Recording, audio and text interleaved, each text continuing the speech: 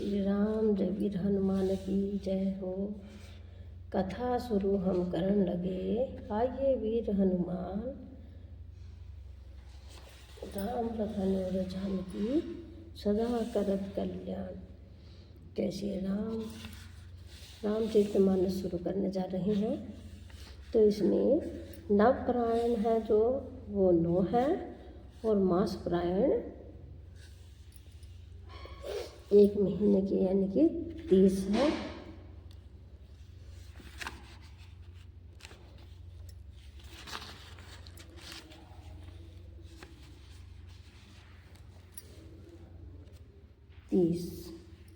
मासपरायण 30 है और कांड है 6। बालकांड, अयोध्या कांड, आरण्य कांड 3, किष्किंधा कांड 4, सुंदर कांड 5, लंका कांड 6 और उत्तरकांड 7 है। मैं 6 बोल गई थी। तो शुरू करते हैं हम, जिसमें तुलसीदास जी पहले सभी भगवान, देवी देवता, गुरु, ऋषि मुनियों, पशु पक्षी जो भी हैं और पेड़ पौधे, समुद्र, नदियाँ, माता, सबकी पहले वंदना करेंगे, फिर आगे कथा शुरू करेंगे। पहले उनकी वंदना कैसे कर रहे हैं तुलसीदास जी शुरू करेंगे। जय श्री राम, ओम श्री गणेशाय नमः। जय श्री राम, जय वीर हनुमान की जय हो, माता सीता की जय हो। तो हम पढ़ने जा रहे हैं रामचरितमानस। हम पढ़ेंगे इसमें मासपरायण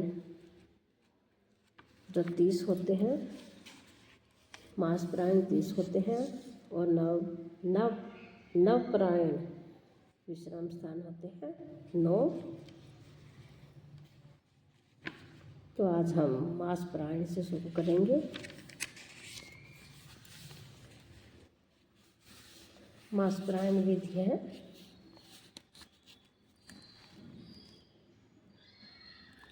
कि श्री रामचरितमानस का विधि पूर्वक पाठ करने वाले महाअनुभवों को पाठ्यारंभ के पूर्व श्री तुलसीदास जी, श्री वाल्मीकि जी, श्री शिव जी तथा श्री हनुमान जी का आवाहन पूजन करने के पश्चात तीनों भाइयों सहित श्री सीताराम जी का आवाहन, षोडशोपचार पूजन और ध्यान करना चाहिए। तदंतर पाठ का आरंभ करना चाहिए। सबके आवाहन, पूजन और ध्यान के मंत्र क्रमशः नीचे दिए गए हैं। जो जैसे हैं, हमें संस्कृत नहीं आती तो हम हिंदी में ही करेंगे। तो ओम तुलसी ही नमः।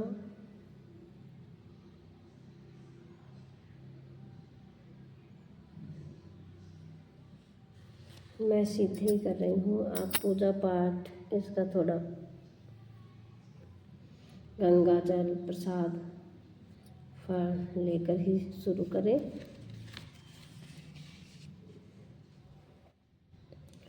ओम वाल्मीकि नमः, ओम गौरीपते नमः, ओम श्री सीतापतिकाय लक्ष्मणाय नमः, श्री सपतिकाय शत्रुघ्नाय नमः, श्री सपतिकाय भरताय नमः, ओम हनुमते नमः।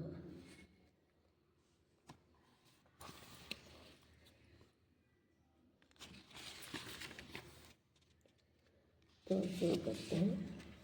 पहला मासपरायण। उससे पहले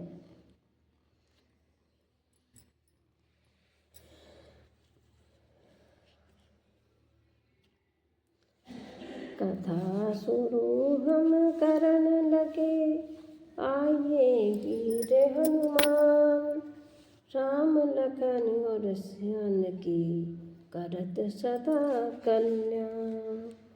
ओम श्री गणेशाय नमः। श्री जानकी वल्लभ विजयते श्री रामचरितमानस से है प्रथम सोपान जो बालकांड मास पारायण पहला है, तो हम नहीं सुना, हम हिंदी में ही पढ़ेंगे। तो अक्षरों समूह रसों छंदों और मंगलों की करने वाली सरस्वती जी और गणेश जी की मैं वंदना करता हूँ। श्रद्धा और विश्राम के स्वरूप श्री पार्वती जी और शंकर जी की मैं वंदना करता हूँ, जिसके बिना सिद्ध जन अपने अंतकर्म में स्थित ईश्वर को नहीं देख सकते। ज्ञान में नित्य शंकर रूपी गुरु की मैं वंदना करता हूँ, जिसके आश्रित होने से ही तेजा चंद्रमा भी सर्वत्र वंदित होता है। श्री सीताराम जी के गुण समूह रूपी पवित्र वन में विहार करने वाले विशुद्ध विज्ञान संपन्न कवीश्वर श्री वाल्मीकि जी और कपीश्वर श्री हनुमान जी की मैं वंदना करता हूँ। उत्पत्ति स्थिति यानी कि पालन और संहार करने वाली, क्लेशों की हरने वाली, संपूर्ण कल्याणों की करने वाली श्री रामचंद्र जी की प्रियतमा श्री सीता जी की मैं वंदना करता हूँ।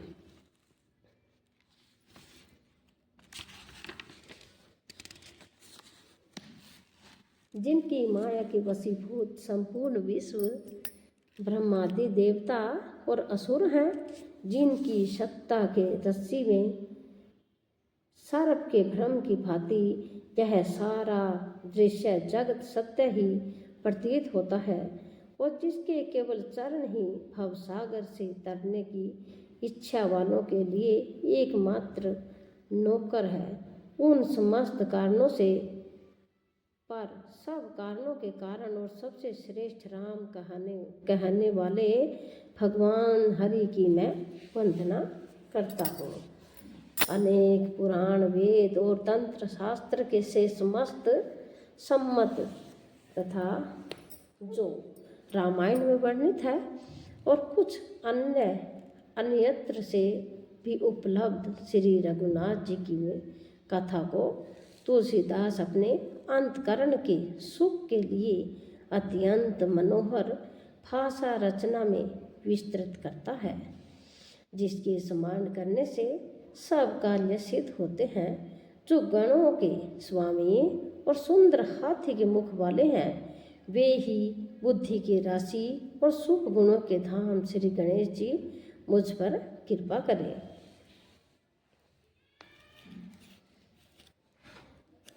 जिनकी कृपा से गूंगा बहुत सुंदर बोलने वाला हो जाता है और लंगड़ा लूला दुर्गम पहाड़ पर चढ़ जाता है, वे कलयुग के सब पापों को जला डालने वाले दयालु भगवान मुझ पर दर्वित हो यानी कि दया करे। जो नील कमल के समान श्याम वर्ण है, पूर्ण खिले हुए लाल कमल के समान जिनके नेत्र हैं, और जो सदा क्षीर सागर में शयन करते हैं, वे भगवान नारायण मेरे हृदय में निवास करें। जिनका कुंद के पुष्प और चंद्रमा के समान गिर शरीर है, जो पार्वती जी के प्रियतम और दया के धाम है, और जिनका दिनों पर स्नेह है, वे कामदेव का मर्दन करने वाले शंकर जी मुझ पर कृपा करें। मैं उन गुरु महाराज के चरणों की वंदना करता हूँ, जो कृपा के समुद्र और नर रूप में श्री हरि ही हैं, और जिनके वचन महामोह रूपी घड़े अंधकार के नाश करने के लिए सूर्य किरणों के समूह हैं।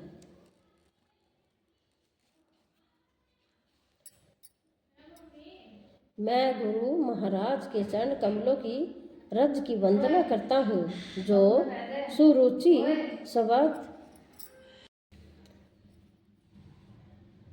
मैं गुरु महाराज के चरण कमलों की रज की वंदना करता हूँ, जो सुरुचि यानी कि सुंदर स्वाद, सुगंध तथा अनुराग रूपी रस से पूर्ण है, वह अमर मूल संजीवनी जड़ी का सुंदर चूर्ण है, जो संपूर्ण भव रोगों के परिवार को नाश करने वाला है।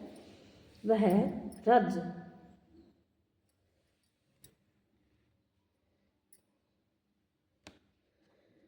सुकृति पुण्यवान पुरुष रूपी शिव जी के शरीर पर सुशोभित निर्मल विभूति है और सुंदर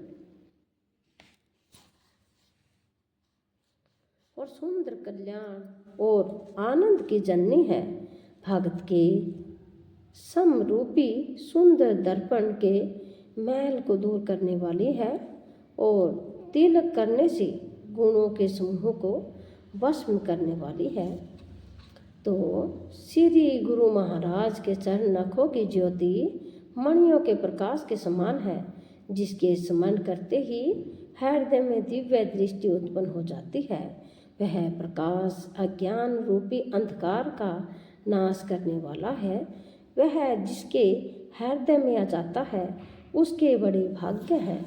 उनके हृदय में आते ही हृदय के निर्मल नेत्र खुल जाते हैं और संसार रूपी रात्रि के दोष दुख मिट जाते हैं और श्री रामचरित्र रूपी मणि और माणिक्य गुप्त और प्रकट जहाँ जो जिस खान में है वह दिखाई पड़ने लगते हैं। जैसे सिद्ध जन को नेत्रों में लगाकर साधक सिद्ध और सुजान पर्वतों पणों और पृथ्वी के अंदर कौतुक से ही बहुत सिखाने देखते हैं।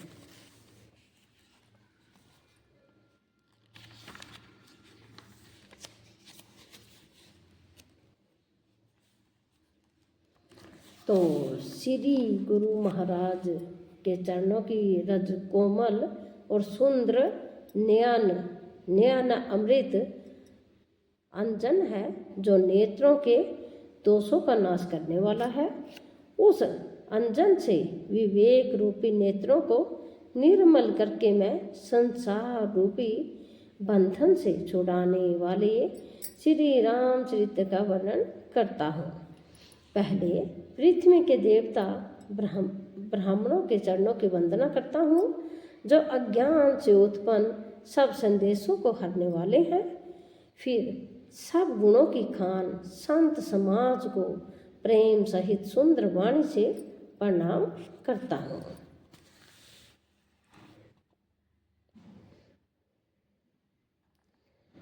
तो संतों का चरित्र कपास के चरित्र जीवन के समान शुभ है, जिसका फल नीरस विशद और गुणमय होता है। कपास की डोडी नीरस होती है। संत चरित्र में भी विषय शक्ति नहीं है, इससे वह भी नीरस है। कपास उज्ज्वल होता है।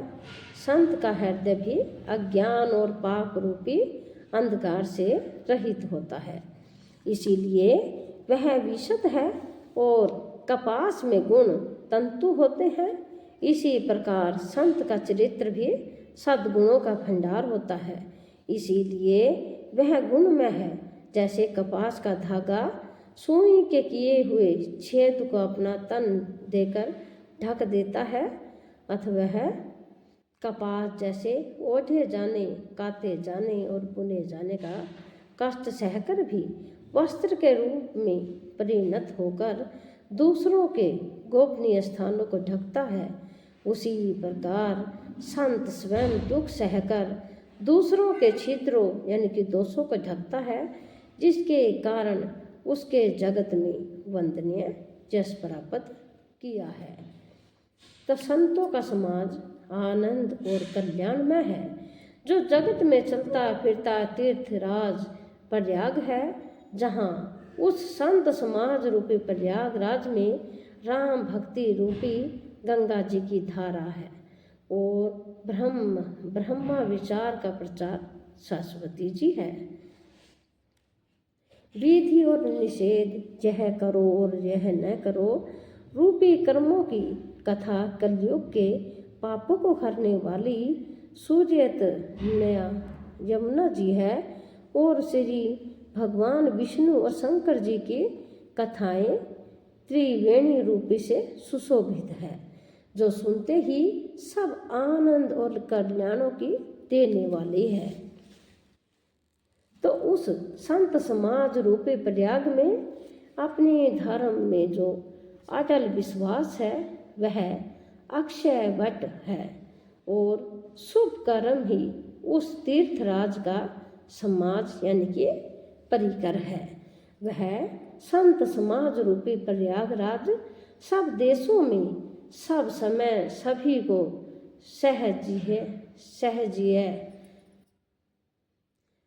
सहज ही में प्राप्त हो जाता है और आदर पूर्वक सेवन करने से क्लेशों को नष्ट करने वाला है। वह तीर्थराज अलौकिक और अकथनीय है एवं तत्काल फल देने वाला है।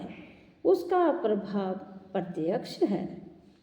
जो मनुष्य इस संत समाज रूपी तीर्थराज का प्रभाव प्रसन्न मन से सुनते और समझते हैं और फिर अत्यंत प्रेम पूर्वक इसमें गोते लगाते हैं, वे इस शरीर के रहते ही धर्म कर्म अर्थ मोक्ष चारों फल पा जाते हैं। इस तीर्थराज में स्नान का फल तत्काल ऐसा देखने में आता है कि जैसे कोयल बन जाते हैं और बगुले हंस। यह सुनकर कोई आश्चर्य न करे, क्योंकि सत्संग की महिमा छिपी नहीं है। वाल्मीकि जी, नारद जी और अगस्त्य जी ने अपने अपने मुखों से अपनी होनी यानी कि जीवन का वृत्तांत कही है। जल में रहने वाले, जमीन पर चलने वाले और आकाश में विचरने वाले नाना प्रकार के जड़ चेतन जितने जीव इस जगत में है, उनमें से जिसने जिस समय जहाँ कहीं भी जिस किसी यंत्र से बुद्धि, कीर्ति, सद्गति, विभूति, ऐश्वर्य और भलाई पाई है, सो सब सत्संग का ही प्रभाव समझना चाहिए। तो वेदों में और लोक में इनकी प्राप्ति का दूसरा कोई उपाय नहीं है। तो सत्संग के बिना विवेक नहीं होता और श्री राम जी की कृपा के बिना वह सत्संग सहज में मिलता ही नहीं। सत्संगति आनंद और कल्याण की जड़ है। सत्संग की सिद्धि यानी कि प्राप्ति ही फल है और सब साधन तो फूल है।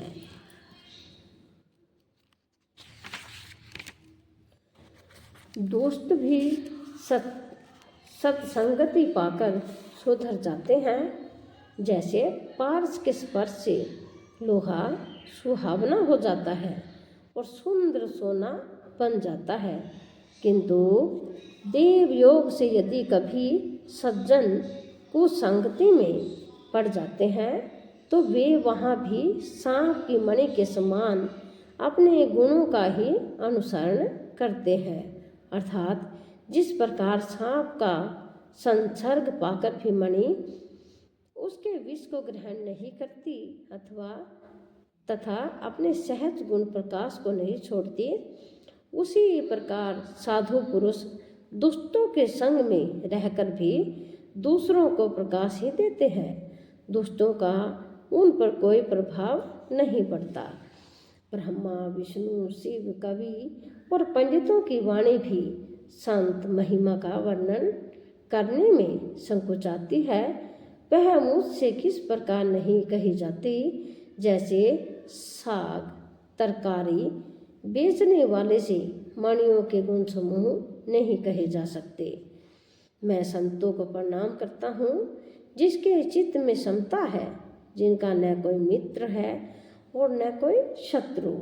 जैसे अंजलि में रखे हुए सुंदर फूल जिस हाथ ने फूलों को तोड़ा और जिसने उसको रखा हो, उन दोनों ही हाथों को समान रूप से सुगंधित करते हैं।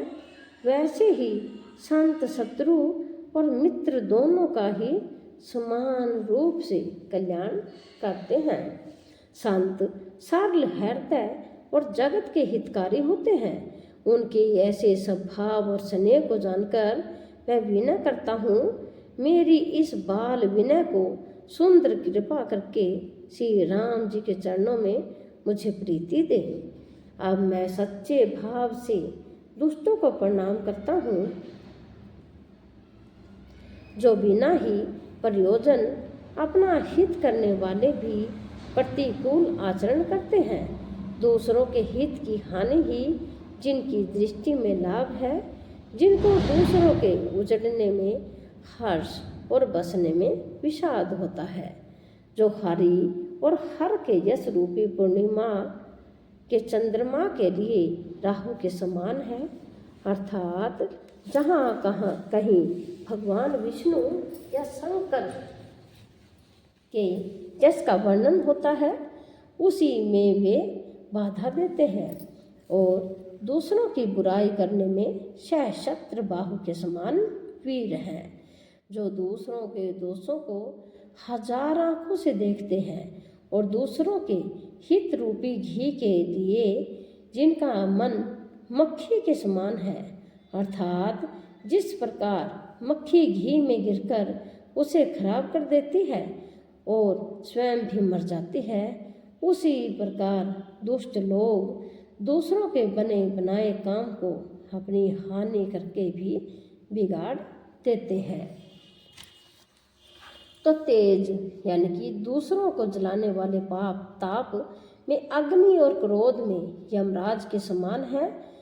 पाप और अवगुण रूपी धन में कुबेर के समान धनी है, जिनकी बढ़ती सभी के हित का नाश करने के लिए केतु उच्छल तारे के समान है और जिनके कुंभकर्ण की तरह सोते रहने में ही भलाई है।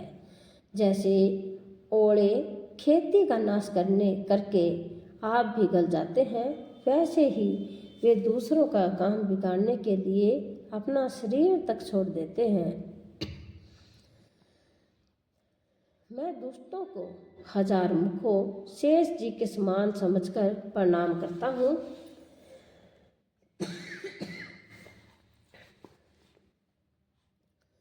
जो पराये दोषों का हजार मुख से बड़े रोष के साथ वर्णन करते हैं, पुनः उनको राजा पृथु, जिन्होंने भगवान का यश सुनने के लिए 10,000 कान मांगे थे, वे के समान जानकर प्रणाम करता हूँ। जो 10,000 कानों से दूसरों के पापों को सुनते हैं, फिर इंद्र के समान जानकर उनकी विनय करता हूँ। जिनको सूरा यानी कि मदरा नीकी है और हितकारी मालूम होती है, इंदु के लिए भी सुरानिक अर्थात देवताओं की सेना हितकारी है। जिनको कठोर वचन रूपी वज्र सदा प्यारा लगता है और जो हजार आंखों से दूसरों के दोषों को देखते हैं। दुष्टों की यह रीति है कि वे उदासीन शत्रु अथवा मित्र किसी का भी हित सुनकर जलते हैं। यह जानकर दोनों हाथ जोड़कर यह जन प्रेम पूर्वक उनसे विनय करता है, यानी कि विनती करते हैं।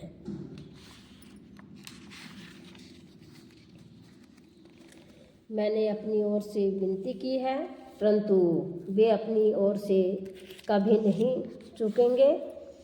कोयों को बड़े प्रेम से पालिए, परंतु वे क्या कभी मांस के त्यागी हो सकते हैं।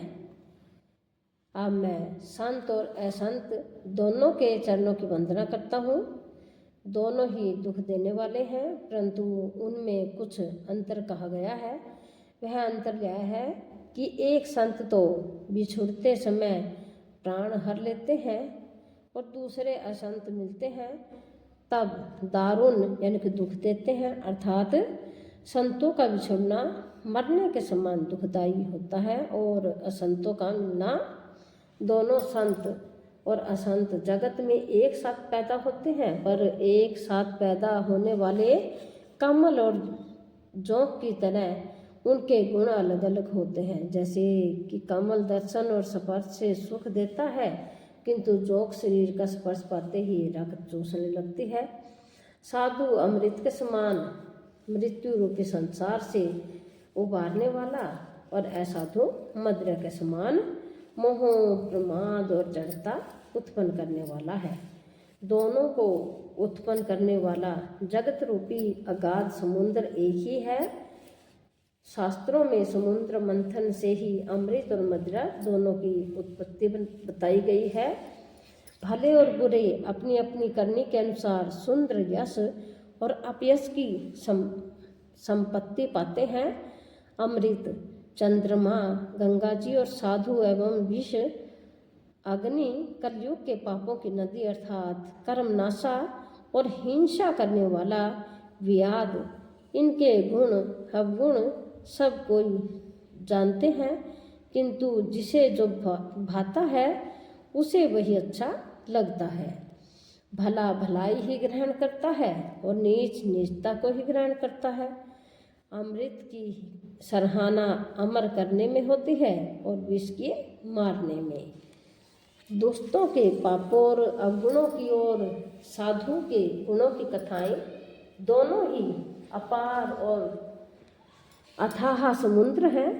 इसी से कुछ गुण और दोषों का वर्णन किया गया है, क्योंकि बिना पहचाने उनका ग्रहण या त्याग नहीं हो सकता। तो भले बुरे सभी ब्रह्मा के पैदा किए हुए हैं, पर गुण और दोषों का विचार कर वे दोनों उनको अलग अलग कर दिया है। वेद, इतिहास और पुराण कहते हैं कि ब्रह्मा की यह सृष्टि गुण और अवगुणों से सनी हुई यानी कि भरी हुई है। तो दुख सुख, पाप पुण्य, दिन रात, साधु असाधु, सुजाति कुजाति, दानव देवता, नीच ऊंच, अमृत विष, सुजीवन यानी कि सुंदर जीवन और मृत्यु, माया और ब्रह्मा, जीव ईश्वर, संपत्ति दरिद्रता, रंक राजा, काशी मगध, गंगा, कर्मनाशा, मारवाड़ मालवा, ब्राह्मण कसाई, स्वर्ग नरक, अनुराग वैराग्य, ये सभी पदार्थ ब्रह्मा की सृष्टि में है। तो वेद शास्त्रों ने उनके गुण दोषों का विभाग कर दिया है। तो विधाता ने इस जड़ चेतन विश्व को गुण दोष में रचा है, किंतु संत रूपी हंस दोष रूपी जल को छोड़कर गुण रूपी दूध को ही ग्रहण करते हैं। तो विधाता जब इस प्रकार का हंस का सा विवेक देते हैं, तब दोषों को छोड़कर मन गुणों में अनुरक्त होता है। काल, स्वभाव और कर्म की प्रबलता से भले हो लोग साधु भी माया के वश में होकर कभी कभी भलाई से चूक जाते हैं।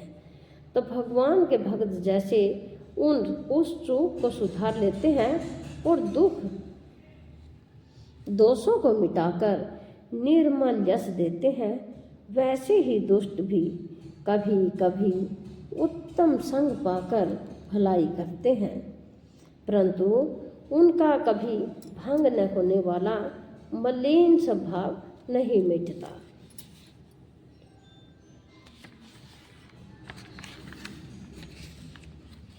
जो वेशधारी ठग हैं, उन्हें भी अच्छा यानी कि साधु का सा वेश बनाए देखकर वेश के प्रताप से जगत पूजता है, परंतु एक न एक दिन वे चोड़े आ ही जाते हैं। अंत तक उनका कपट नहीं निभता, जैसे कालनेमी रावण और राहु का हाल हुआ।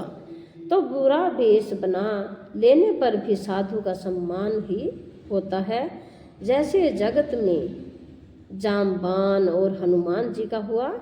पूरे संग से हानि और अच्छे संग से लाभ होता है। यह बात लोक और वेद में है और सभी लोग इसको जानते हैं। पवन के संग से धूल आकाश पर चढ़ जाती है और वहीं नीचे की ओर बहने वाले जल के संग से कीचड़ में मिल जाती है। साधु के घर के तोता मैना राम राम सुमरते हैं और असाधु के घर के तोता मैना गिन गिन कर गालियाँ देते हैं।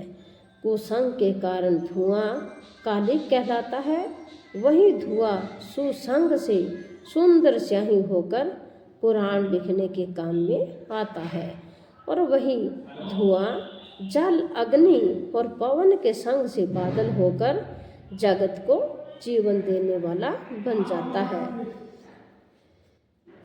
तो ग्रह, औषधि, जलवायु और वस्त्र ये सब भी कुसंग और सुसंग पाकर संसार में बुरे और भले पदार्थ हो जाते हैं। चतुर एवं विचारशील पुरुष ही इस बात को जान पाते हैं। तो महीने के दोनों पखवाड़ों में उजियाला और अंधेरा समान ही रहता है, परंतु विधाता ने इनके नामों में भेद कर दिया है।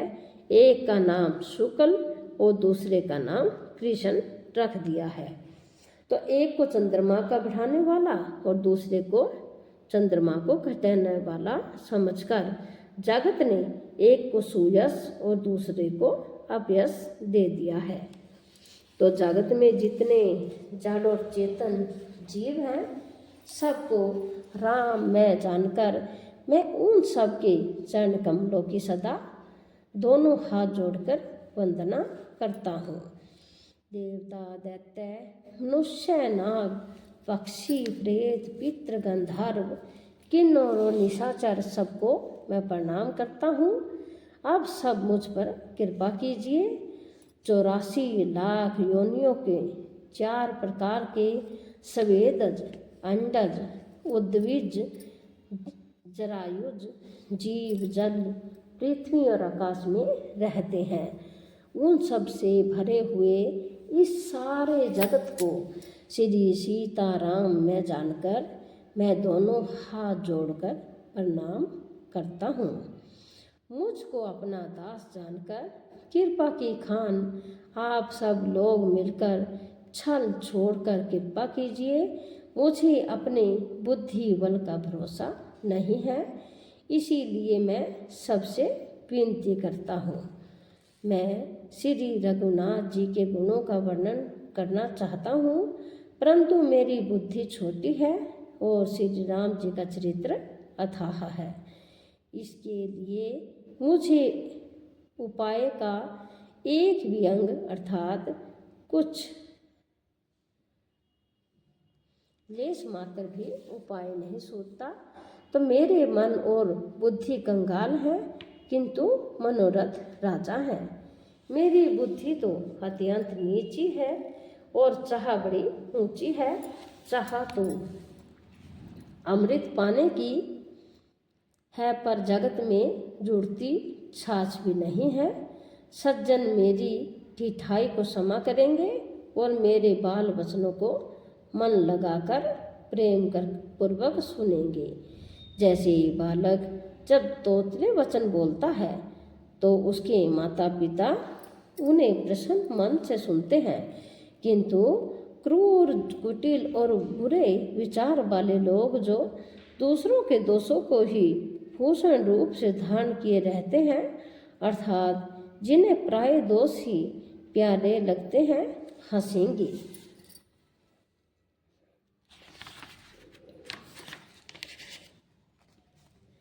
रसीली हो या अत्यंत फीकी, अपनी कविता किसे अच्छी नहीं लगती, किंतु जो दूसरों की रचना को सुनकर हर्षित होते हैं, ऐसे उत्तम पुरुष जगत में बहुत नहीं हैं। हे भाई, जगत में तालाबों और नदियों के समान मनुष्य ही अधिक हैं, जो जल पाकर अपनी ही बाढ़ से बढ़ते हैं, अर्थात अपनी ही उन्नति से प्रसन्न होते हैं। समुद्र सा तो कोई एक बिरला भी सज्जन होता है, जो चंद्रमा को पूर्ण देखकर दूसरे का उत्कर्ष देखकर उम्र पड़ता है। मेरा भाग्य छोटा है और इच्छा बहुत बड़ी है, परंतु मुझे एक विश्वास है कि इसे सुनकर सज्जन सभी सुख पाएंगे और दुष्ट हंसी उड़ाएंगे, किंतु दुष्टों के हंसने से मेरा हित ही होगा। मधुर कंठ वाले कोयल को कोय तो कठोर ही कहा करते हैं, जैसे बगुले हंस को और मेंढक पपीहे को हंसते हैं, वैसे ही मलिन मन वाले दुष्ट निर्मल वाणी को हंसते हैं। जो न तो कविता के रसिक हैं और न जिनका श्री रामचंद्र जी के चरणों में प्रेम है, उनके लिए भी यह कविता सुखद हास्य रस का काम देगी। प्रथम तो यह भाषा की रचना है, दूसरे मेरी बुद्धि भोली है, इससे यह हंसने की योग्य ही है। हंसने में उन्हें कोई दोष नहीं है जिन्हें न तो प्रभु के चरणों में प्रेम है और न अच्छी समझ ही है। उनको यह कथा सुनने में फीकी लगेगी जिनकी श्री हरि यानी कि भगवान विष्णु और श्री हर भगवान शिव के चरणों में प्रीति है, और जिनकी बुद्धि को तर्क करने वाली नहीं है, जो श्री हरि हर में भेद की यह ऊंच नीच की कल्पना नहीं करते, उन्हें श्री रघुनाथ जी की यह कथा मीठी लगेगी। सज्जनगण इस कथा को अपने जी में श्री राम जी की भक्ति से सुभूषित जानकर सुंदर वाणी से सराहना करते हुए सुनेंगे। मैं न तो कवि हूँ न काव्य रचना में ही कुशल हूँ, मैं तो सब कलाओं तथा सब विद्याओं से रहित हूँ। नाना प्रकार के अक्षर, अर्थ और अलंकार, अनेक प्रकार की छंद रचना, भावों रसों के अपार भेद और कविता के भांति भांति के गुण दोष होते हैं। इनमें से काव्य संबंधी एक भी बात का ज्ञान मुझ में नहीं है। यह मैं कोरे कागज पर लिखकर शपथ पूर्वक सत्य सत्य कहता हूँ। जय श्री राम। जय श्री राम। जय वीर हनुमान की जय हो। तो हमारा पहला सोपान चल रहा है। तो मेरी रचना सब गुणों से रहित है, इसमें बस जगत प्रसिद्ध एक गुण है, उसे विचार कर अच्छी बुद्धि वाले पुरुष जिनके निर्मल ज्ञान है इसको सुनेंगे। तो इसमें श्री रघुनाथ जी का उदार नाम है, तो जो अत्यंत पवित्र है, वेद पुराणों का सार है, कल्याण का भवन है और अमंगलों को हरने वाला है, जिसे पार्वती जी सहित भगवान शिव जी सदा जपा करते हैं। जो अच्छे कवि के द्वारा रची हुई बड़ी अनूठी कविता है, वह भी राम नाम के बिना शोभा नहीं पाती। जैसे चंद्रमा के समान मुख वाली सुंदर स्त्री सब प्रकार से सुसज्जित होने पर भी वस्त्र के बिना शोभा नहीं देती, तो इसके विपरीत कुकवि की रची हुई सब गुणों से रहित कविताओं को भी राम के नाम एवं यश से अंकित जानकर बुद्धिमान लोग आदर पूर्वक कहते हैं और सुनते हैं, क्योंकि संत जन भोरे की भांति गुण ही को ग्रहण करने वाले हैं। यद्यपि मेरी इस रचना में कविता का एक भी रस नहीं है, तथापि इसमें श्री राम जी का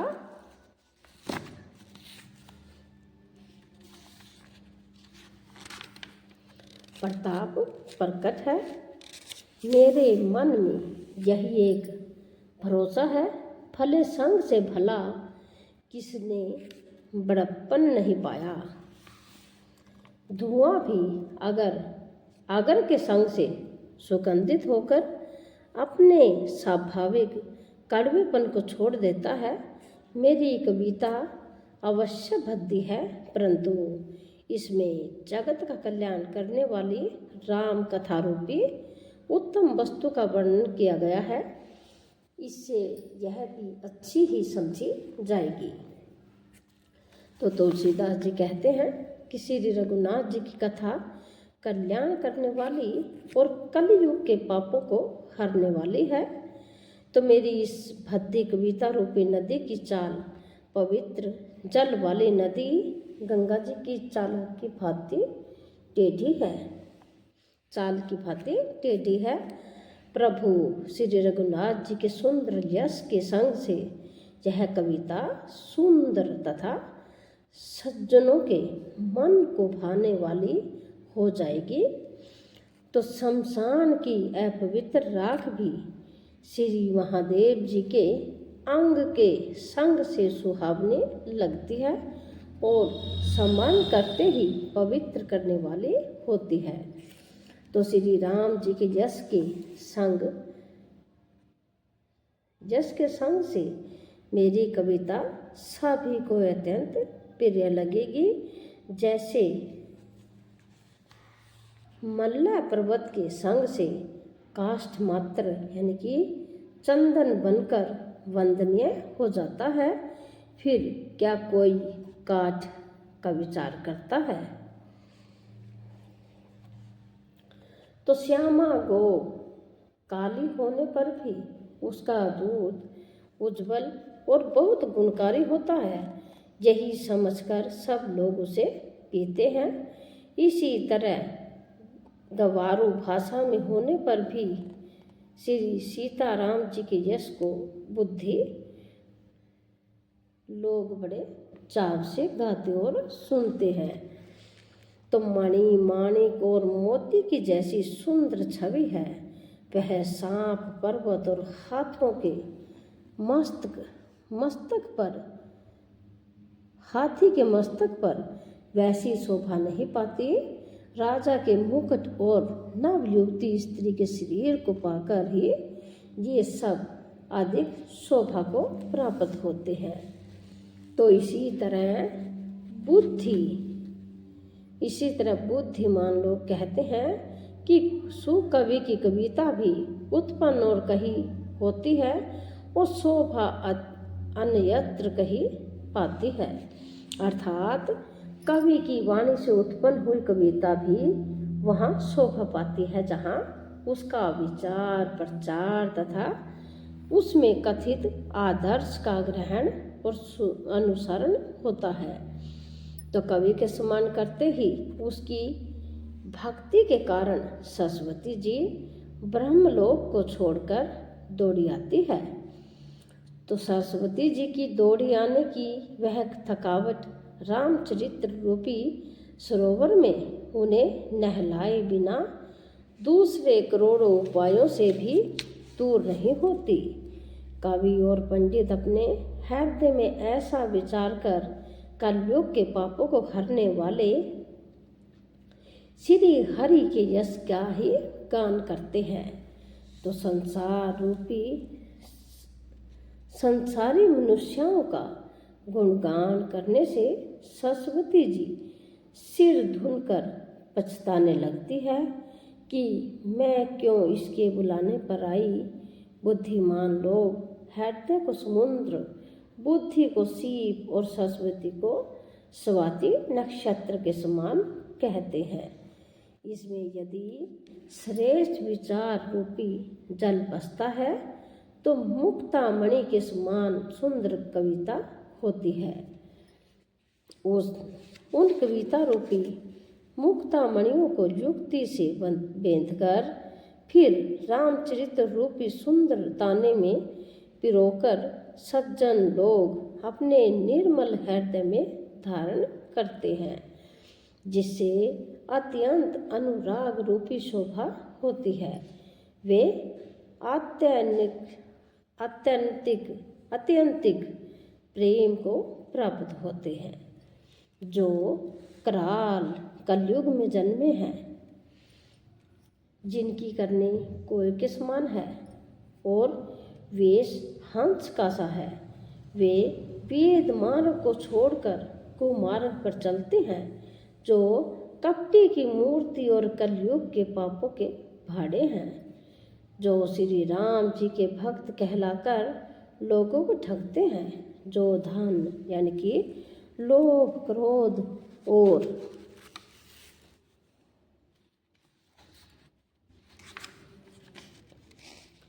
और काम के गुलाम है, और जो धीना धीनी करने वाले धर्म धवजी यानी कि धर्म की झूठी धवजा फहराने वाले दंभी और कपट के धंधों का बोझ ढोने वाले हैं। तो संसार के ऐसे लोगों में सबसे पहले मेरी गिनती है। यदि मैं अपने सब अवगुणों को कहने लगूं तो कथा बहुत बढ़ जाएगी और मैं पार नहीं पाऊंगा। इससे मैंने बहुत कम अवगुणों का वर्णन किया है, तो बुद्धिमान लोग थोड़े में ही समझ लेंगे। तो मेरी अनेकों प्रकार की विनती को समझकर कोई भी इस कथा को सुनकर दोष नहीं देगा। इतने पर भी जो शंका करेंगे वे तो मुझसे भी अधिक मूर्ख और बुद्धि के कंगाल हैं। मैं न तो कवि हूँ न चतुर कहलाता हूँ। अपनी बुद्धि के अनुसार श्री राम जी के गुण गाता हूँ। कहाँ तो श्री रघुनाथ जी के अपार चरित्र और कहाँ संसार में आसक्त मेरी बुद्धि। जिस हवा से सुमेरु जैसे पहाड़ उठ जाते हैं, कहिए तो उसके सामने रुई किस गिनती में है। श्री राम जी की असीम प्रभुता को समझकर कथा रचने में मेरा मन बहुत हिचकिचाता है। सरस्वती जी, शेष जी, शिव जी, ब्रह्मा जी, शास्त्र, वेद और पुराण ये सब नेति नेति कहकर यानी कि पार नहीं पाकर ऐसा नहीं कहते हुए सदा जिनका गुणगान किया करते हैं। यद्यपि प्रभु श्री रामचंद्र जी की प्रभुता को सब ऐसी अकथनीय ही जानते हैं, तथापि कहे बिना कोई नहीं रहा।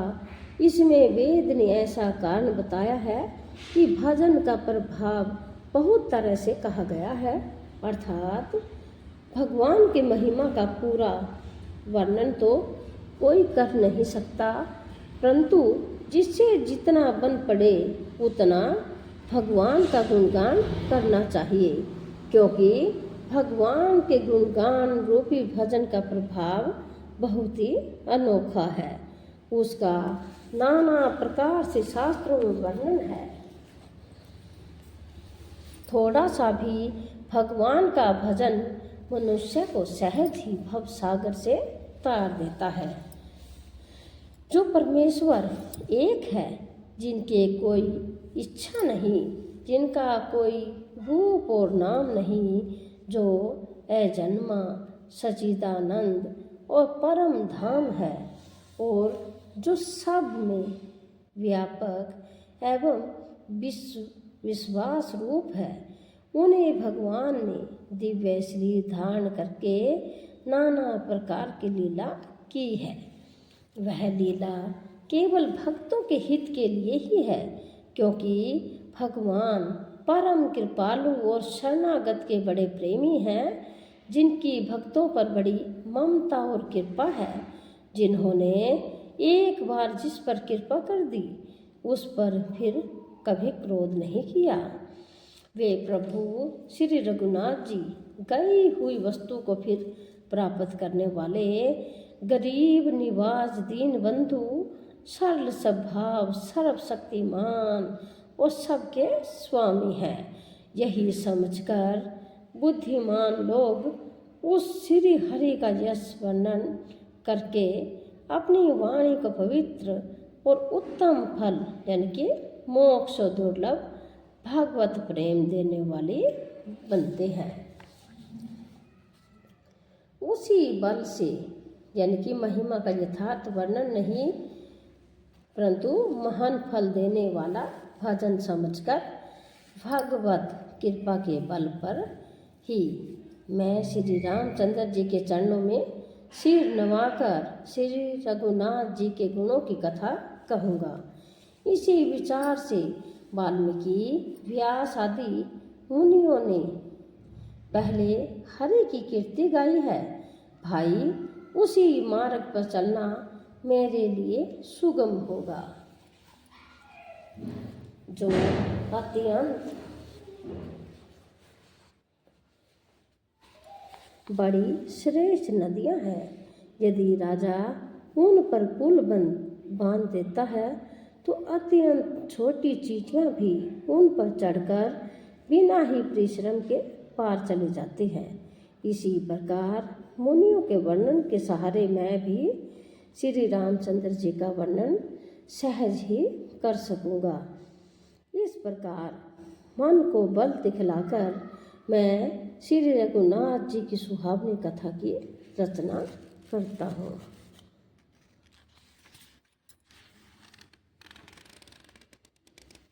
रचना करूँगा।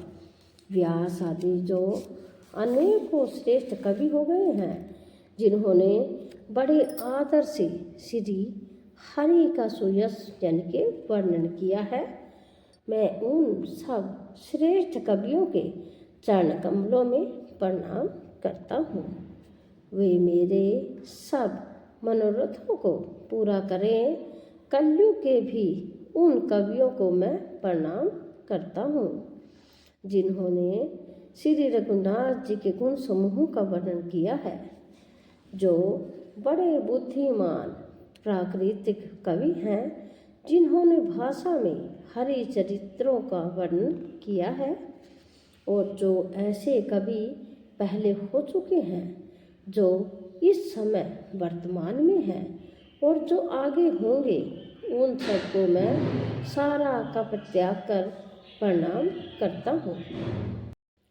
आप सब प्रसन्न होकर यह वरदान दीजिए कि साधु समाज में मेरी कविता का सम्मान हो, क्योंकि बुद्धिमान लोग जिस कविता का आदर नहीं करते, मूर्ख कवि ही उनकी रचना का व्यर्थ परिश्रम करते हैं। कीर्ति, कविता और संपत्ति वही उत्तम है जो गंगा जी की तरह सबका हित करने वाली हो। श्री राम जी की कीर्ति तो बड़ी सुंदर, सबका अनंत कल्याण करने वाली ही है, परंतु मेरी कविता भक्ति है, यह असमंजस्य है, यानी कि अर्थात इन दोनों का मेल नहीं मिलता, इसी की मुझे चिंता है। परंतु हे कवियों, आपकी कृपा से यह बात भी मेरे लिए सुलभ हो सकती है। रेशम की सिलाई टाट पर भी सुहावनी लगती है। चतुर पुरुष उसे कविता का आदर करते हैं जो सरल हो और जिसमें निर्मल चरित्र का वर्णन हो, तथा जिसे सुनकर शत्रु भी स्वाभाविक बैर को भूलकर सराहना करने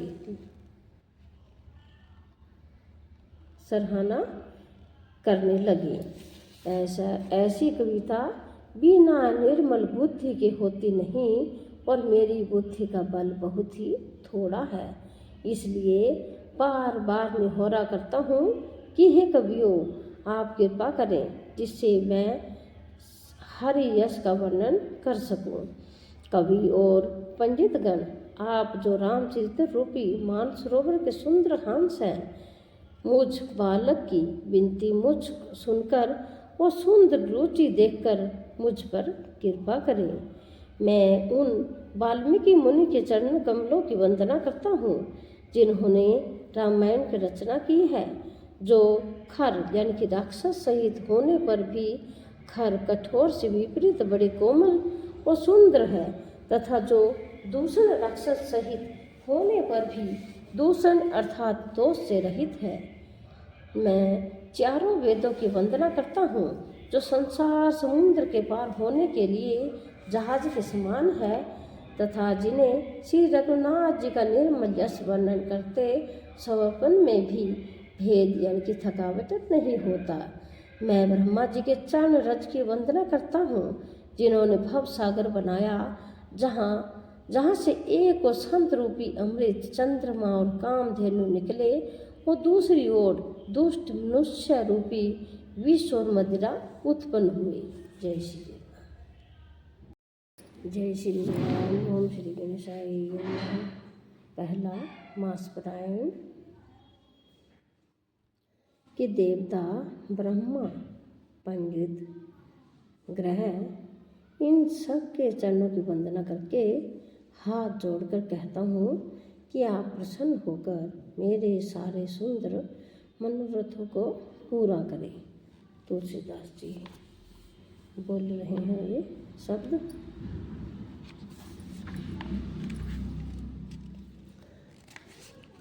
फिर मैं सरस्वती जी और देव नदी गंगा जी की वंदना करता हूँ। दोनों पवित्र मनोहर चरित्र वाली हैं। एक गंगा जी स्नान करने और जल पीने से पापों को हरती है और दूसरी सरस्वती जी गुण और यश कहने और सुनने से अज्ञान का नाश कर देती है। और श्री महेश और पार्वती को मैं प्रणाम करता हूँ, जो मेरे गुरु और माता पिता हैं, जो दीन बंधु हैं, नित्य दान करने वाले हैं, जो सीतापति श्री रामचंद्र जी के सेवक, स्वामी और सखा है, तथा मुझ तुलसीदास का सब प्रकार से कपट रहित सच्चा हित करने वाले हैं। तो जिन श्री पार्वती ने कलयुग को देखकर जगत के हित के लिए सावर मंत्र समूह की रचना की, जिन मंत्रों के अक्षर वे मोल हैं, जिनका न कोई ठीक शब्द अर्थ होता है और न जप की होता है, तथापि श्री शिव जी के प्रताप से जिनका प्रभाव प्रत्यक्ष है, वे उमापति शिव जी मुझ पर प्रसन्न होकर श्री राम जी की इस कथा को आनंद और मंगल की मूल उत्पन्न करने वाली बनाएंगे। तो इस प्रकार पार्वती जी और शिव जी दोनों का स्मरण करके और उनका प्रसाद पाकर मैं चाव भरे चित्त से श्री रामचरितमानस का वर्णन करता हूँ। तो मेरी कविता श्री शिव जी की कृपा से ऐसी सुशोभित होगी जैसी तारागणों के सहित चंद्रमा के साथ रात्रि शोभित होती है। जो इस कथा को प्रेम सहित एवं सावधानी के साथ समझ बूझ कर कहीं सुनेंगे, वे कलयुग के पापों से रहित और सुंदर कल्याण के भागी होकर श्री रामचंद्र जी के चरणों के प्रेमी बन जाएंगे। तो यदि मुझ पर शिव जी और पार्वती जी की स्वप्न में भी सचमुच प्रसन्नता हो, तो मैंने इस भाषा कविता का जो प्रभाव कहा है वह सब सच हो। मैं अति पवित्र श्री अयोध्यापुरी और कलयुग के पापों का नाश करने वाली श्री सरयू नदी की वंदना करता हूँ। फिर अवधपुरी के उन नर नारियों को प्रणाम करता हूँ जिन पर प्रभु श्री रामचंद्र जी की ममता थोड़ी नहीं है, अर्थात बहुत ज़्यादा है। तो उन्होंने अपनी पुरी में रहने वाले सीता जी की निंदा करने वाले धोबी और उसके समर्थक पूर्व नर नारियों के पाप समूहों को नाश कर उनको शोक रहित बनाकर अपने लोक यानी कि धाम में बसा दिया। मैं कौशल्या रूपी पूर्व दिशा की वंदना करता हूँ, जिसकी कीर्ति समस्त संसार में फैल रही है। तो जहाँ कौशल्या रूपी पूर्व दिशा से विश्व को सुख देने वाले और दुष्ट रूपी कमलों के लिए पाले के समान श्री रामचंद्र जी रूपी सुंदर चंद्रमा प्रकट हुए, सब रानियों सहित राजा दशरथ जी को पुण्य और सुंदर कल्याण की मूर्ति मानकर मैं मन, वचन और कर्म से प्रणाम करता हूँ। अपने पुत्र का सेवक जानकर वे मुझ पर कृपा करें, जिनको रचकर ब्रह्मा जी ने भी बड़ाई पाई है, तथा जो श्री रामचंद्र जी के माता पिता होने के कारण महिमा की सीमा है। तो मैं अवध के राजा दशरथ जी की वंदना करता हूँ, जिनका श्री राम जी के चरणों में सच्चा प्रेम था, जिन्होंने दीन दयालु प्रभु के बिछुड़ते ही अपने प्यारे शरीर को मामूली तिनके की तरह त्याग दिया। तो मैं परिवार सहित राजा जनक जी को प्रणाम करता हूँ, जिनका श्री रामचंद्र जी के चरणों में गूढ़ प्रेम था, जिनको उन्होंने योग और भोग में छिपा रखा था, परंतु श्री रामचंद्र जी को देखते ही वह प्रकट हो गया। भाइयों में सबसे पहले मैं श्री भरत के चरणों को प्रणाम करता हूँ, जिनका नियम और वर्णन नहीं किया जा सकता, तथा जिनका मन श्री रामचंद्र जी के चरण कमलों में लगा हुआ,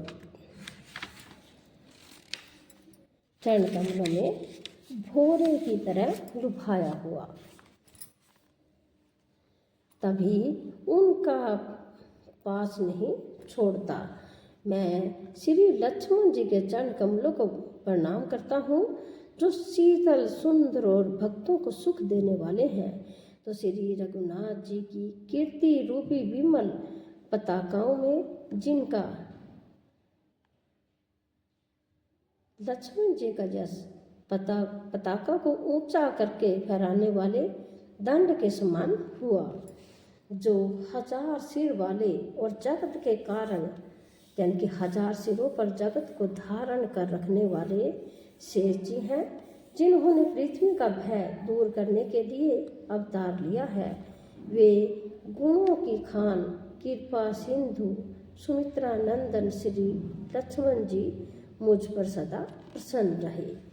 तो मैं शत्रुघ्न के चरण कमलों को प्रणाम करता हूँ, जो बड़े वीर सुशील और श्री भरत जी के पीछे चलने वाले हैं।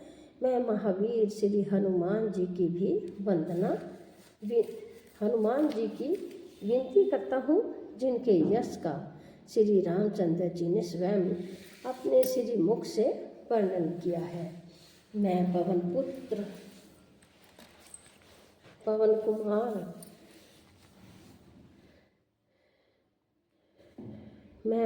कुमार श्री हनुमान जी को प्रणाम करता हूँ, जो दुष्ट रूपी वन को भस्म करने के लिए अग्नि रूप है, जो ज्ञान की घन मूर्ति है और जिनके हृदय रूपी भवन में धनुष बाण धारण किए श्री राम जी निवास करते हैं। तो वानरों के राजा सुग्रीव जी, ऋक्षों के राजा जाम्बान जी, राक्षसों के राजा विभीषण जी और अंगद जी आदि जितना वानरों का समाज है, सबके सुंदर चरणों की मैं वंदना करता हूँ, जिन्होंने अधम पशु और राक्षस आदि शरीर में भी श्री रामचंद्र जी को प्राप्त कर लिया। तो पशु पक्षी देवता मनुष्य आसुर समेत जितने श्री राम जी के चरणों के उपासक हैं, मैं उन सब के चरण कमलों की वंदना करता हूँ, जो श्री राम जी के निष्काम सेवक हैं। सुखदेव जी, सनकादि, नारद मुनि आदि जितने भक्त और परम ज्ञानी श्रेष्ठ मुनि हैं, मैं धरती पर सिर टेक कर उन सबको प्रणाम करता हूँ। हे मुनीश्वरों, आप सब मुझको अपना दास जानकर कृपा कीजिए। राजा जनक जी की पुत्री, जगत की माता और करुणा निधान श्री रामचंद्र जी की प्रियतमा श्री जानकी जी के दोनों चरण कमलों को मैं मानता हूँ, जिनकी कृपा से निर्मल बुद्धि पाऊँ। फिर मैं मन वचन और कर्म से कमल नयन धनुष बाणधारी भक्तों की विपत्ति का नाश करने और उन्हें सुख देने वाले भगवान श्री रघुनाथ जी के सर्वसमर्थ चरण कमलों की वंदना करता हूँ। जय श्री राम, जय वीर हनुमान की जय हो। आप सभी से अनुरोध है कि आप हमारे चैनल के साथ जुड़े और हमारा हौसला बढ़ाएं, ताकि हम ऐसे ही ज्ञानवर्धक कहानियों के साथ आपके सामने आ सकें। तो शुरू करते हैं रामचरितमानस का दूसरा विश्राम।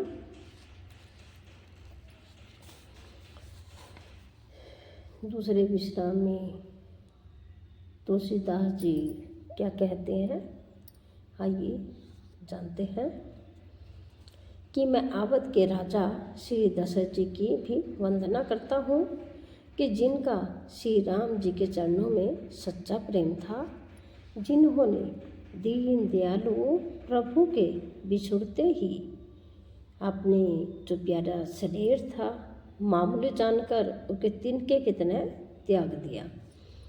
और मैं परिवार सहित राजा जनक जी को भी प्रणाम करता हूँ, जिनका श्री राम जी के चरणों में बहुत ज़्यादा प्रेम था, जिसको उन्होंने योग और भोग में छिपा रखा था, परंतु रामचंद्र जी को भी देखते ही वह प्रकट हो जाता था। भाइयों में सबसे पहले मैं भरत जी के चरणों को प्रणाम करता हूँ, जिनका नियम और व्रत वर्णन नहीं किया जा सकता तथा जिनका मन श्री राम जी के चरण कमलों में ही लगा रहता था, यानी कि भौरों की तरह लुभाया हुआ है। कभी उनका पास नहीं छोड़ता, यानी कि उनके साथ ही रहता था।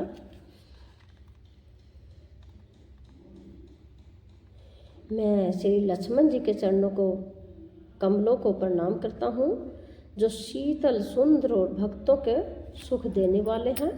तो श्री रघुनाथ जी की कीर्ति रूपी विमल पताका में जिनका लक्ष्मण जी का यश पताका को ऊंचा करके फहराने वाले दंड के समान हुआ, जो 1000 सिर वाले और जगत के कारण 1000 सिरों पर जगत को धारण रखने वाले शेष जी हैं।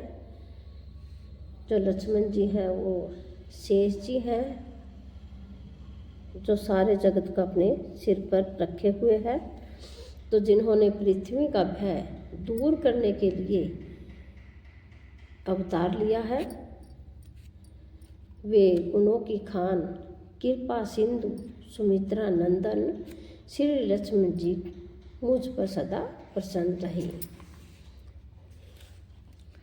तो आगे तुलसीदास जी क्या कह रहे हैं कि मैं शत्रुघ्न जी के चरण कमलों को भी प्रणाम करता हूँ, जो बड़े वीर सुशील और श्री भरत जी के पीछे चलने वाले हैं। मैं महावीर श्री हनुमान जी की विनती करता हूँ, जिसके यश का श्री रामचंद्र जी ने स्वयं अपने श्री मुख से वर्णन किया है। मैं पवन कुमार श्री हनुमान जी को प्रणाम करता हूँ, जो दुष्ट रूपी वन को भस्म करने के लिए अग्नि रूप है, जो ज्ञान की घन मूर्ति है और जिनके हृदय रूपी भवन में धनुष बाण धारण किए श्री राम जी निवास करते हैं। तो वानरों के राजा सुग्रीव जी, जिच्छों के राजा जाम्बान जी और राक्षसों के राजा विभीषण जी और अंगद जी आदि जितना वानरों का समाज है, सबके सुंदर चरणों की मैं वंदना करता हूँ, जिन्होंने अधम पशु और राक्षस आदि शरीर में भी श्री रामचंद्र जी को प्राप्त कर लिया है, यानी कि पा लिया है। पशु और पक्षी देवता मनुष्य असुर समेत जितने श्री राम जी के चरणों के उपासक हैं, मैं उन सब के चरण कमलों की वंदना करता हूँ, जो श्री राम के निष्काम सेवक हैं। जो सुखदेव सनकादि नारद मुनि आदि जितने भक्त और परम ज्ञानी श्रेष्ठ मुनि हैं, मैं धरती पर सिर टेककर उन सबको प्रणाम करता हूँ। हे मुनीश्वरों, आप सब मुझको अपना दास जानकर कृपा कीजिए। तो राजा जनक जी की पुत्री, जगत की माता और करुणा निधान श्री रामचंद्र जी के प्रियतमा श्री जानकी जी के दोनों चरण कमलों को मैं मानता हूँ, जिनकी कृपा से निर्मल बुद्धि पाऊँ, जिसकी कृपा से मैंने निर्मल बुद्धि पाई है। फिर मैं मन, वचन और कर्म से कमल नयन धनुष बाणधारी भक्तों की विपत्ति का नाश करने और उन्हें सुख देने वाले भगवान श्री रघुनाथ जी के सर्वसमर्थ चरण कमलों की वंदना करता हूँ। तो जो वाणी और उसके अर्थ तथा जल को जल की लहर के समान कहने में अलग अलग है, परंतु वास्तव में अभिन्न यानी कि एक है, और उन श्री सीताराम जी के चरणों की मैं वंदना करता हूँ, जिन्हें दीन दुखी बहुत ही प्रिय है। मैं श्री रघुनाथ जी के नाम राम की वंदना करता हूँ, जो कृष्णाणु यानी कि अग्नि, भानु सूर्य और हिमकर यानी कि चंद्रमा का हेतु अर्थात र, आ और मैं रूप से के बीज है। वह राम नाम ब्रह्मा विष्णु और शिव रूप है। वह वेद के प्राण है, निर्गुण उपमा रहित और गुणों का भंडार है, जो महामंत्र है, जिसे महेश्वर श्री शिव जी जपते हैं और उनके द्वारा जिसका उपदेश काशी में मुक्ति का कारण है, तथा जिनकी महिमा को गणेश जी माँ जानते हैं, जो इस राम नाम के प्रभाव से ही सबसे पहले पूजे जाते हैं। तो आदि कवि श्री वाल्मीकि जी राम नाम के प्रताप को जानते हैं, जो उल्टा नाम मरा है। मरा मरा जपकर पवित्र हो गई। वाल्मीकि जी ने राम राम की जगह मरा मरा जपा था, वह भी पवित्र हो गए, क्योंकि मरा मरा का उल्टा राम राम ही बनता है। श्री शिव जी के इस वचन को सुनकर कि वह राम नाम सहस्त्र नाम के समान है, तो पार्वती जी सदा अपने पति श्री शिव जी के साथ राम नाम का जप करती रहती है। तो नाम के प्रति पार्वती जी के हृदय की ऐसी प्रीति देखकर श्री शिव जी हर्षित हो गए और उन्होंने स्त्रियों के भूषण रूप पतिव्रताओं में शिरोमणि पार्वती जी को अपना भूषण बना लिया, अर्थात उन्हें अपने अंग में धारण करके अर्धांगिनी बना लिया। तो नाम के प्रभाव को श्री शिव जी भली भांति जानते हैं, जिस प्रभाव के कारण कालकूट जहर ने उनको अमृत का फल दिया। तो श्री रघुनाथ जी की भक्ति वर्षा ऋतु है। तुलसीदास जी कहते हैं कि उत्तम सेवकगण धान है, और राम नाम के दो सुंदर अक्षर श्रावण भादों के महीने हैं। तो दोनों अक्षर मधुर और मनोहर हैं, जो वर्णमाला रूपी शरीर के नेत्र हैं, भक्तों के जीवन है तथा स्मरण करने में सबके लिए सुलभ और सुख देने वाले हैं, जो इस लोक में लाभ और परलोक में निर्वाह करते हैं, अर्थात भगवान के दिव्य धाम में दिव्य देह से सदा भगवत सेवा में नियुक्त रहते हैं। ये कहने, सुनने और स्मरण करने में बहुत ही अच्छे यानी कि सुंदर और मधुर हैं। तो तुलसीदास जी को तो श्री राम लक्ष्मण के समान प्यारे हैं। इनका रै और मैं का अलग अलग वर्णन करने में प्रीति बिलगाती है, अर्थात बीज मंत्र की दृष्टि से इनके उच्चारण अर्थ और फल में भिन्नता दिख पड़ती है, परंतु है ये जीव और ब्रह्मा के समान स्वभाव से ही साथ रहने वाले, सदा एक रूप और एक रस है। ये दोनों अक्सर नर और नारायण के समान सुंदर भाई हैं। ये जगत का पालन और विशेष रूप से भक्तों की रक्षा करने वाले हैं। ये भक्ति रूपिणी सुंदर स्त्री के कानों के सुंदर आभूषण यानी कि कर्णफूल हैं और जगत के हित के लिए निर्मल चंद्रमा और सूर्य है।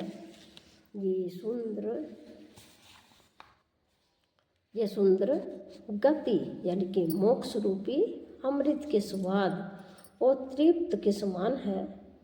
कच्छप और शेष जी के समान पृथ्वी के धारण करने वाले हैं, तो भक्तों के मन रूपी सुंदर कमल में विहार करने वाले भौरे के समान है। और जीव रूपी जसोदा जी के लिए श्री कृष्ण और बलराम के समान आनंद देने वाले हैं। तो आगे तुलसीदास जी क्या कहते हैं? श्री तुलसीदास जी कहते हैं कि श्री रघुनाथ जी के नाम के दोनों अक्षर बड़ी शोभा देते हैं, जिनमें से एक रकार छत्र रूप रेप से और दूसरा मकार मुकुटमणि अनुस्वर रूप से सब अक्षरों के ऊपर है। तो समझने में नाम और नामी दोनों एक से हैं, किंतु दोनों में परस्पर स्वामी और सेवक के समान प्रीति है। अर्थात नाम और नामी में पूर्ण एकता होने पर भी जैसे स्वामी के पीछे सेवक चलता है, उसी प्रकार नाम के पीछे नामी चलते हैं। तो प्रभु श्री राम जी अपने नाम का ही अनुगमन करते हैं, नाम लेते ही वहाँ आ जाते हैं। नाम और रूप दोनों ईश्वर की उपाधि है। ये भगवान के नाम और रूप दोनों अनिर्वचनीय है, अनादि है और सुंदर यानी कि शुद्ध भक्ति युक्त बुद्धि से ही इनका दिव्य अविनाशी सब रूप जानने में आता है। तो इन नाम और रूप में कौन बड़ा है, कौन छोटा, यह कहना तो अपराध है। जिनके गुणों का तारतम्य यानी कि कमी बेशी सुनकर साधु पुरुष स्वयं ही समझ लेंगे, रूप नाम के अधीन देखे जाते हैं और नाम के बिना रूप का ज्ञान नहीं हो सकता। कोई सा विशेष रूप बिना उसका नाम जाने हथेली पर रखा हुआ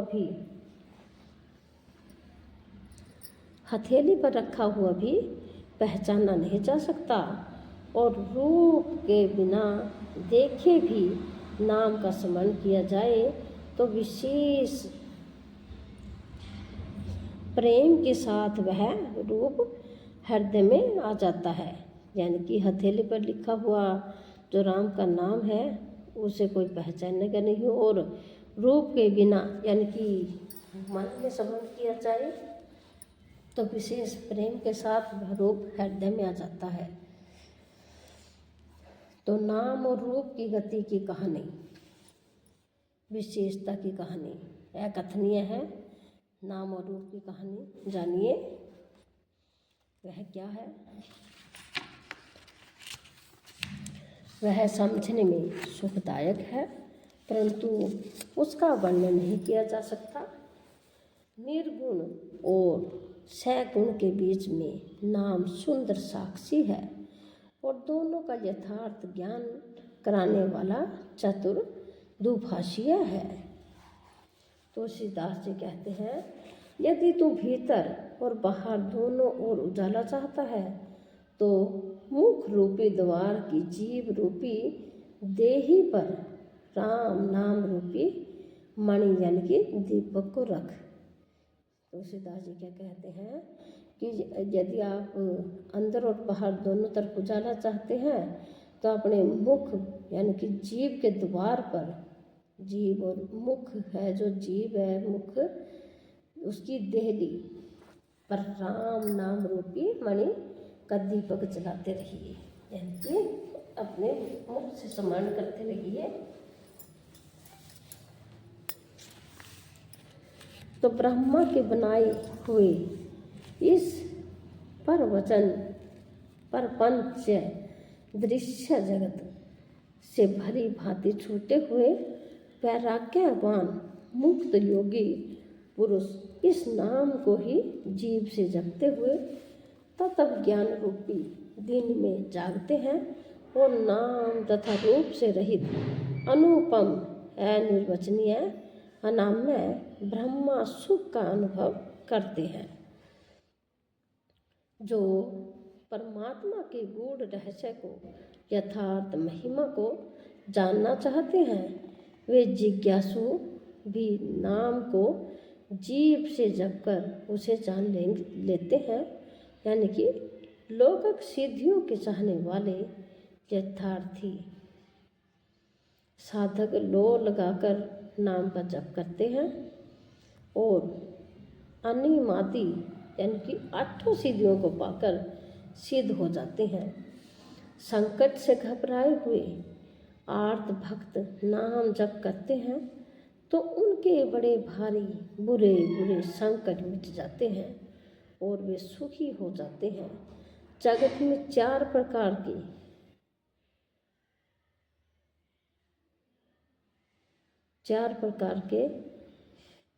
कौन कौन से 4 प्रकार?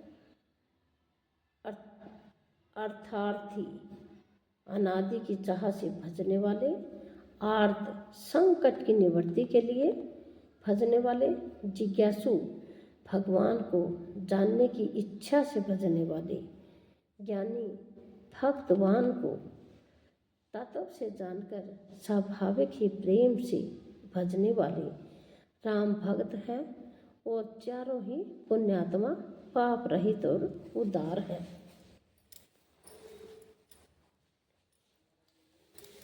चारों ही चतुर भक्तों को नाम का ही आधार है। इनमें ज्ञानी भक्त प्रभु को विशेष रूप से विजय है, क्यों तो चारों युगों में और चारों ही वेदों में नाम का प्रभाव है, लेकिन परंतु कलयुग में विशेष रूप से है। इसमें तो नाम को छोड़कर दूसरा कोई उपाय ही नहीं है, यानी कि कलयुग में राम का नाम हमें लेते रहना चाहिए।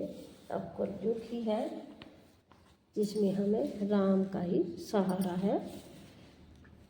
आगे क्या कह रहे हैं तुलसीदास जी कि जो सब प्रकार की भोग और मोक्ष की भी कामनाओं से रहित और राम भक्ति के रस में लीन है, उन्होंने भी नाम के सुंदर प्रेम रूपी अमृत के सरोवर में अपने मन को मछली बना रखा है, अर्थात वे नाम रूपी सुधा का निरंतर आस्वादन करते रहते हैं, क्षण भर भी उससे अलग होना नहीं चाहते। निर्गुण और सगुण ब्रह्मा के 2 स्वरूप हैं। ये दोनों ही अकथनीय, अथाह, अनादि और अनुपम है। मेरी सम्मति में नाम इन दोनों से बड़ा है, जिसने पहले बल से दोनों को अपने वश में कर रखा है। सज्जनगण इस बात को मुझ दास की जिठाई या केवल काव्योक्ति न समझी। मैं अपने मन के विश्वास, प्रेम और रुचि की बात कहता हूँ। निर्गुण और सगुण दोनों प्रकार के ब्रह्मा का ज्ञान अग्नि के समान है। निर्गुण उस अप्रकट अग्नि के समान है जो काठ के अंदर है परंतु दिखती नहीं, और सगुण उस प्रकट अग्नि के समान है जो प्रत्यक्ष दिखती है। तत्वत दोनों एक ही हैं, केवल प्रकट अप्रकट के भेद से भिन्न मालूम होती है। इसी प्रकार निर्गुण और सगुण तत्वतः है एक ही है। इतना होने पर भी दोनों ही जानने में बड़े कठिन हैं, परंतु नाम से दोनों सुगम हो जाते हैं। इसी से मैंने नाम को निर्गुण और ब्रह्मा से और सगुण राम से बड़ा कहा है। ब्रह्मा व्यापक है, एक है, अविनाशी है, सत्ता, चैतन्य और आनंद की घन राशि है। ऐसे विकार रहित प्रभु के हृदय में रहते भी जगत के सब जीव दीन और दुखी हैं। नाम का निरूपण करके नाम के यथार्थ स्वरूप, महिमा, रहस्य और प्रभाव को जानकर नाम का जतन करने से, श्रद्धापूर्वक नाम जप रूपी साधन करने से वही ब्रह्मा ऐसे प्रकट हो जाते हैं जैसे रत्न के जानने से उसका मूल्य है।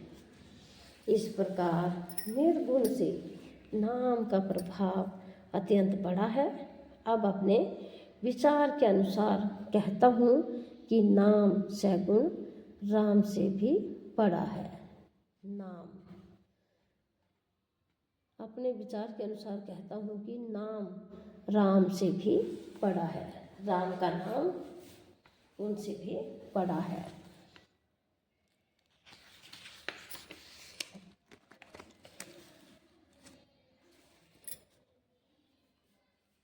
तो श्री रामचंद्र जी ने भक्तों के हित के लिए मनुष्य शरीर धारण करके स्वयं कष्ट सहकर साधुओं को सुखी किया, परंतु भक्तगण प्रेम के साथ नाम का जप करते हुए सहज ही में थोड़ा सा कष्ट ही करके आनंद और कल्याण के घर हो जाते हैं। तो श्री राम जी ने एक तपस्वी की स्त्री अहिल्या को ही तारा, परंतु नाम ने करोड़ों दुष्टों की बिगड़ी बुद्धि को सुधार दिया। तो श्री राम जी ने ऋषि विश्वामित्र के हित के लिए एक सुकेतु यक्ष की कन्या ताड़का की सेना और पुत्र सुबाहु सहित समाप्ति की, परंतु नाम अपने भक्तों के दोष, दुख और दुराशाओं का इस तरह नाश कर देता है जैसे सूर्य रात्रि का।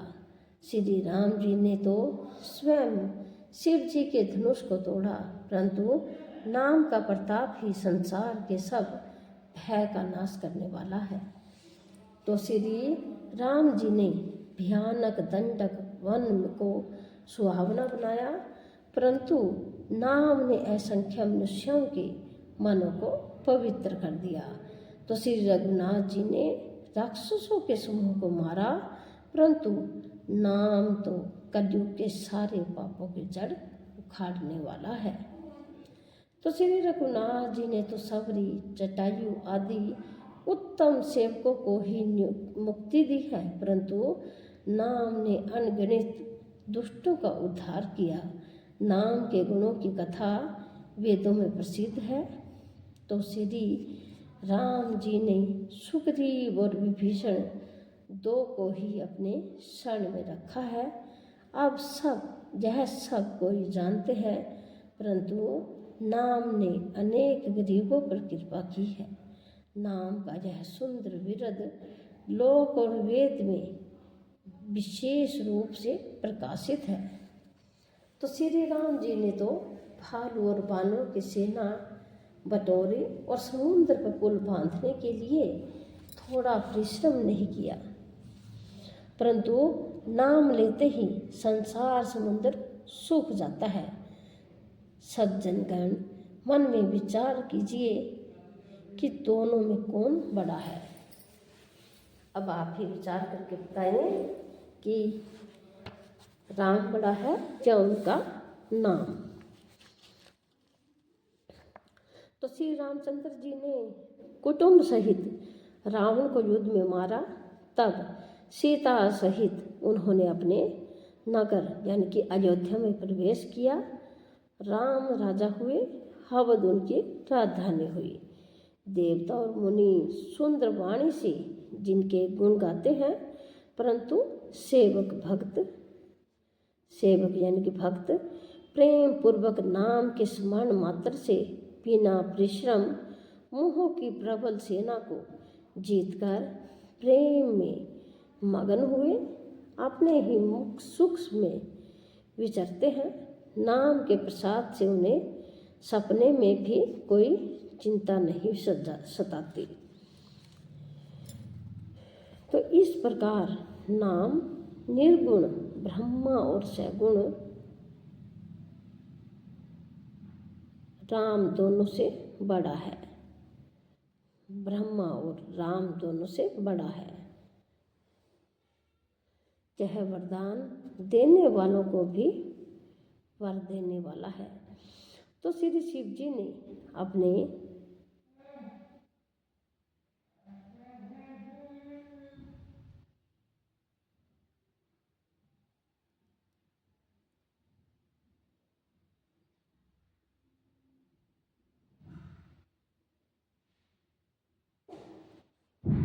वरदान देने वालों को भी वर देने वाला है। तो श्री शिव जी ने अपने हृदय में यह जानकर ही 100 करोड़ रामचरित्र में से इस राम नाम को सार रूप से चुनकर ग्रहण किया है। तो अब मास प्रायण पहला विश्राम शुरू हो चुका है।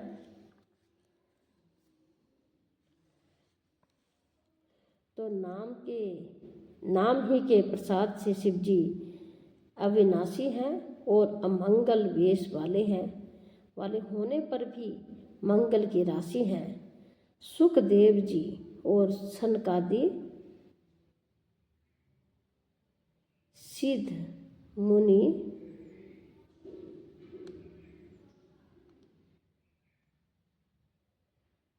योगीगण नाम के ही प्रसाद से ब्रह्मानंद को भोगते हैं।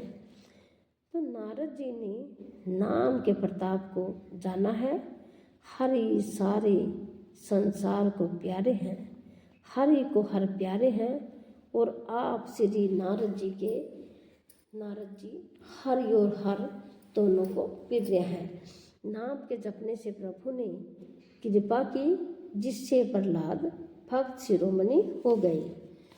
तो ध्रुव जी ने ग्लानि से यानी कि विमाता के वचनों से दुखी होकर सहकाम भाव से यानी कि हरि नाम को जपा और उसके प्रताप से अचल अनुपम स्थान ध्रुव लोक प्राप्त किया। तो हनुमान जी ने पवित्र नाम का सम्मान करके श्री राम जी को अपने वश में कर रखा है।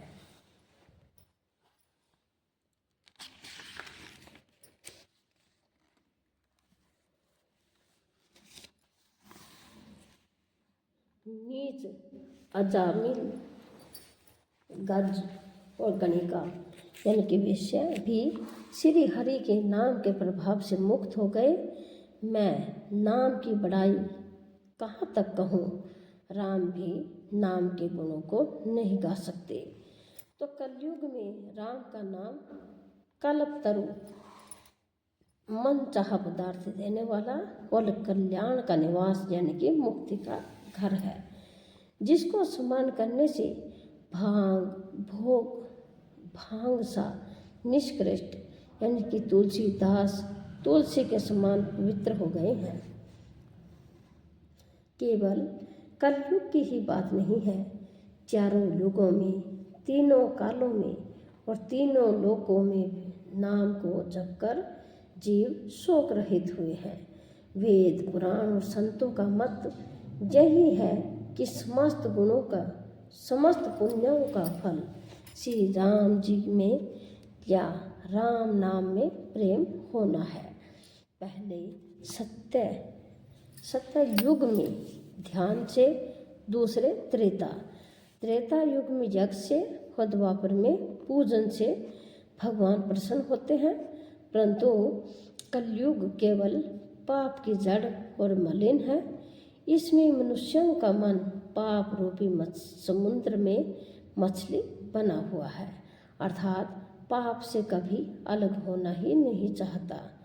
इससे ध्यान, यज्ञ और पूजन नहीं बन सकते। ना तो ध्यान कर सकते हैं, ना पूजा कर सकते हैं, ना ही यज्ञ। समुद्र में मछली के समान आजकल मन ऐसे बैठा हुआ है कि हम बोलते हैं कि हम पूजा पाठ करने जा रहे हैं, राम का नाम ले रहे हैं, लेकिन हमारे मन में कुछ और ही चलता रहता है।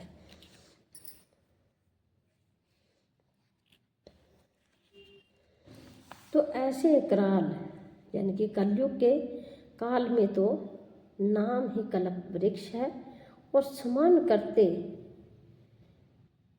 करते ही संसार के सब जंजालों को नाश कर देने वाला है। तो कलयुग में यह राम नाम मनोवांछित फल देने वाला है, परलोक का परम हितैषी और इस लोक का माता पिता है, अर्थात परलोक में भगवान का परम धाम देता है और इस लोक में माता पिता के समान सब प्रकार से पालन और रक्षण करता है। तो कलयुग में न कर्म है, न भक्ति और न ज्ञान ही है। राम नाम ही एक आधार है। कपट की खान कलयुग रूपी कालनेमी के मारने के लिए राम नाम ही बुद्धिमान और समर्थ श्री हनुमान जी है। तो श्री राम नाम श्री नरसिंह है, भगवान है।